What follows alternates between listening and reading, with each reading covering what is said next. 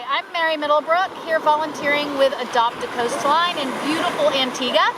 And we are currently at Windward Bay, and we're in the tidal pools here, and I wanted to show you some of the amazing life that's in Antigua that maybe you just walk by and don't even pay attention to.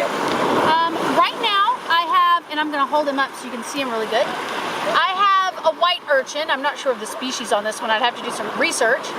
But sea urchins are kin to starfish. That's their closest living relative. The starfish and the sea cucumbers as well. Now, they have a really interesting way of feeding. And we're seeing hundreds of them in these tide pools right now. Blacks, reds, the whites. And that's because these guys are herbivores. They're kind of omnivores. They'll scavenge if they find something. But they spend their days in these tide pools munching on the algae that's growing on the rocks. And they do it with their mouth structure that's right here in the middle. You know how much of it you can see. Right in the middle of the bottom of their body is their mouth. And they actually have teeth in there. And let me put him down because he's probably sick of being handled. Okay, so there are teeth inside of that mouth structure, and I want to show you how it works. If you take your hand like this and you put all your fingers together like this, you just made a sea urchin mouth. A sea urchin mouth has 5 teeth on it. You know how starfish generally have 5 arms? Some a little more, but most of them have 5 arms. They have a pentaradial symmetry. Pentagon, or that means 5 sides, right? Pentaradial, 5 around. So they have 5 teeth that go around, and this structure is called an Aristotle's lantern, and it's how they feed. So let's say I have this rock with algae on it, and I'm an urchin, and this is my mouth.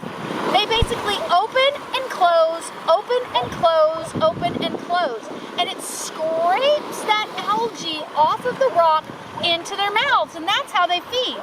Now, I did find this sea urchin test, and if you look right coming out the bottom of that mouth structure right there, you can see there's a little bit of the Aristotle's lantern left in there. There's still a little bit of that tooth structure. So let's talk a minute about what this is. And you've probably seen these and you're like, oh, that's a sea urchin shell. No, it's not a shell at all. It's a skeleton. Sea urchins don't have shells, they have skeletons. And their skeleton is actually called a test, just like you would take in school, a test you take in school. So remember, a sea urchin's skeleton is called a test, and remember it because you might see it on a test, all right? So that is actually a sea urchin test. And when you look at a sea urchin test, this one's really small. I'm gonna see if I can find you a big one, but I wanna show you that same pentaradial symmetry, 5 around. And you'll see that on their body as well. I can see it on this one, but it's really small for the camera. So I'll find a bigger one and put in there. But sea urchins are really important grazers in the system, and the one thing you don't want to do is step on them, because some of them do have toxins in their spines, and you don't want that in your foot. Plus, it's pretty painful. It's like stepping on a venomous needle, well, a poisonous needle almost. So avoid that. Wear shoes.